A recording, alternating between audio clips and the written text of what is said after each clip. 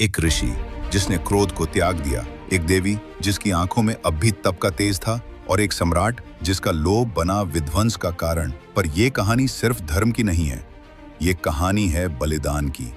एक माँ की जो देवी बनी, एक पुत्र की जो भगवान बना, और एक ऐसे रहस्य की जिसे जानने के बाद आप सनातन धर्म की शक्ति को और गहराई से समझेंगे।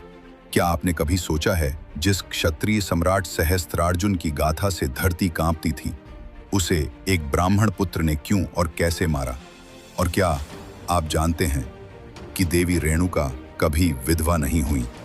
आइए जानिए वो रहस्य जिसने जन्म दिया भगवान परशुराम को। ध्यान रखिए, ये सिर्फ एक कथा नहीं, ये सनातन की वो अग्नि है जो अन्याय के विरुद्ध हर युग में जलती रही है। माता रेणुका यल्लमा के पुनर्जन्म के उस चमत्कार के बाद आश्रम में लौट आईं। उनकी आंखों में अब भी वही तेज था, पर मन में एक गहरी वेदना थी। क्या ये धर्म था? क्या ये उनके तप का फल था, या ये केवल उनके पुत्र परशुराम की आज्ञाकारिता का परिणाम था? जमदग्नि, जो अब भी तप की अग्नि में जलते थे, पर उनका मन शांत और चेहरा प्रसन्न रहता था, जिन्होंने रेणुका को पुनः स्वीकार किया। आश्रम का वातावरण शांत और प्रसन्न था, पर यह शांति क्षणिक थी, क्योंकि वह पल आने वाला था जब सब कुछ तबाह हो गया। और भगवान परशुराम जी को मिला उनके अवतार लेने का कारण। एक दिन की बात है जब सोमवशीय क्षत्रिय कुलदीपक महिष्मति के सम्राट महाराज सहस्त्रार्जुन अपनी सेना के साथ शिकार पर निकले थे। दोपहर का वक्त था। सो आराम करने के लिए वे एक आश्रम चले गए। वो था जमदग्नि जी का आश्रम। सहस्त्रजुन महाराज को देखते ही जमदग्नि जी ने उनका स्वागत किया। तब सहस्त्रजुन महाराज बोले, हम यहाँ शिकार पर आए हैं और अब दोपहर का समय है, तो हमें भोजन बनाने के लिए थोड़ी जगह और पानी की व्यवस्था करें। जमदग्नि ऋषि मुस्कुराते हुए बोले, आप बिल्कुल भी चिंता मत कीजिए, आपके और आपके सैनिकों के भोजन की व्यवस्था हो जाएगी, आप निश्चिंत रहे। सहस्त्रजुन महाराज आश्चर्य से उन्हें देखते हुए बोले, मेरे पास हजारों की सेना है, इतने सारे लोगों की भोजन व्यवस्था आप कैसे करेंगे? जमदग्नि जी मुस्कुराए और बोले, आप सिर्फ आराम कीजिए। इतना कहकर जमदग्नि आश्रम के एक विशेष कुटिया में गए। वहां थी कामधेनु। कामधेनु वह दिव्य गाय जो हर इच्छा पूर्ण करने की शक्ति रखती थी।